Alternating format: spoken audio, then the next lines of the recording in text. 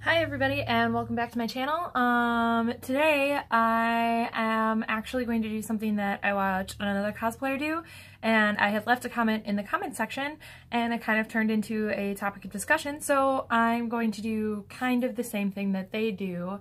So I started a couple weeks ago watching videos by someone on YouTube. She's a cosplayer. Her name is Anya Panda, and I really hope that I'm pronouncing that correctly because in all the videos I've watched so far, she has not said her name out loud. And she has all these fun like cosplay story times, and I saw one of them in which my cats are gonna come say hi. They're already here. Yeah, hi. Oh. Okay, guess not. One of the videos she had was about the kids that bullied her in high school, and one of them wanting to use her cosplay, or asked if she had a cosplay that was Sailor Moon. I can find that link and drop it below. And I had commented about a similar story, but it wasn't kids from my school. It was, well, it kind of was, but it was a teacher, and it was awful. So I'm going to share my cosplay story on it was my very first cosplay ever before I even really knew what cosplay was. And let's start from the top. Okay, so I was in the 7th grade, going to middle school in my tiny little hometown. And we had a book report, and we had to do a book report on like our favorite book. I had just really gotten into manga, and I had a favorite series called Tokyo Mew Mew. To this day, I still want to recreate this cosplay, and I'm gonna have to do it ASAP because I loved it so much. I loved Ichigo so much, and she was just iconic for me. I ended up wearing a bell around my neck for 2 years in not high school, middle school, because I like wanted to be this character with my heart and soul. So I asked my teacher if instead of reading one regular book, I could do an entire manga series because I was only on book number 2 and I wanted to finish out the entire series and do my book report on that. And she said yes, and I plowed through them all. And then we had to do a presentation, and for the presentation I decided I was going to make a costume. My friend Emily came over and brought her haku gun that was her mom's, and I cut apart one of my mom's old pink business dresses and used, I think, a swimsuit as the base, and I like bought all this ribbon and did all the corset trim and ribbon, and I had to alter the costume in order to meet our school's dress code. So we had a 3-finger rule that you had to have straps that were 3 fingers wide, so I made red straps to match. I made the skirt long enough that it would cover, and then I made this huge tail that swooped out the back, and I used a coat hanger to make the tail, and then like stuffed it with stuffing, and I had this big huge red bow that was like, I think from a Christmas gift or something, that was on the end of the tail, and I put this big bell on it, and I was so excited about this costume. I showed up to school in the costume for my presentation. And as soon as I got to school and like took off my coat, like the tail was hanging out the coat, so people were already kind of like, what's going on? This girl has a cat tail. So I showed up to school in this outfit, like took off my jacket, and kids are mean and did what mean kids did. And they were like pulling my tail and they were meowing at me. And I was really upset because I couldn't get like my ears to sit quite the way I wanted them to. And I was upset, but I was standing my ground. That's my dog. Lots of background animals today.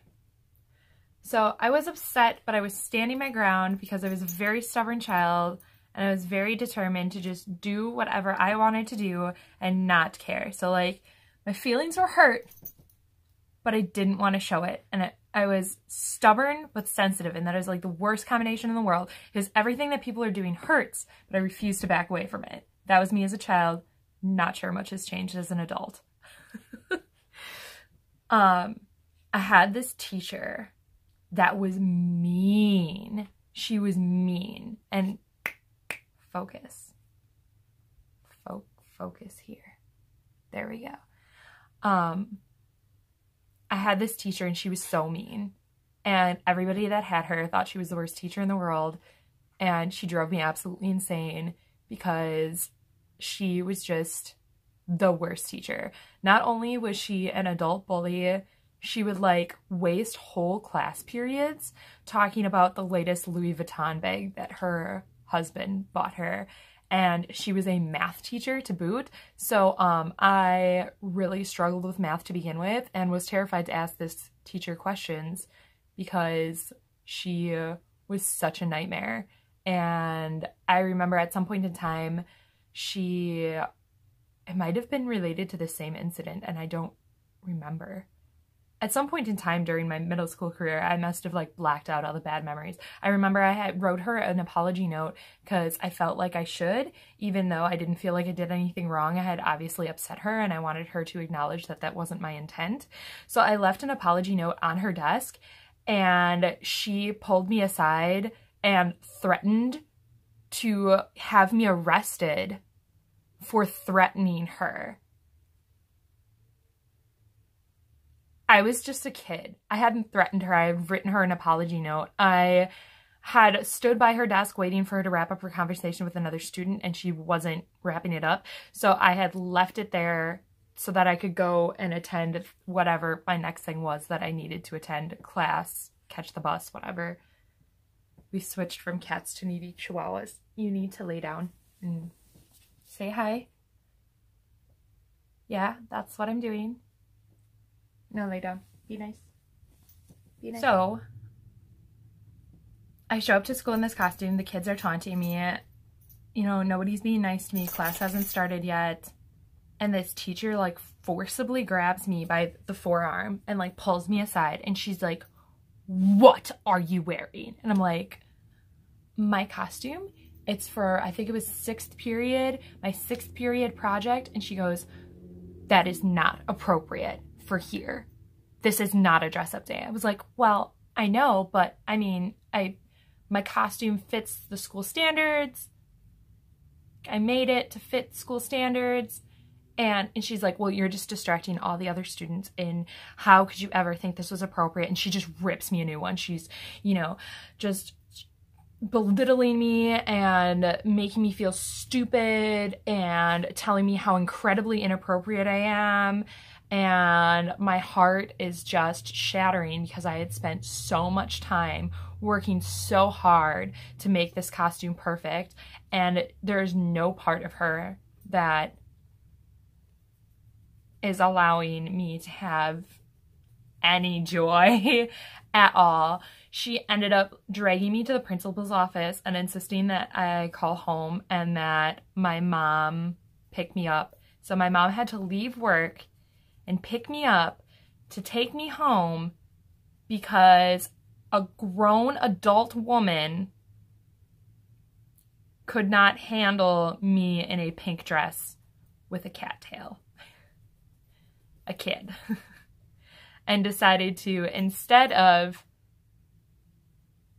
preaching any kind of kindness to the students that were mocking me, basically join them in making a show about how inappropriate, silly, or stupid I was. So, yeah, I was really always kind of, you know, a geek, and I felt like that was my first cosplay, but also my last cosplay for a while. I didn't really touch anything for a while after that, and as I got older, I started kind of not hiding my fandoms, but just not being as open about them. And then I started working and being an adult. My work required me to be working every weekend, and I didn't get to cosplay for a really long time.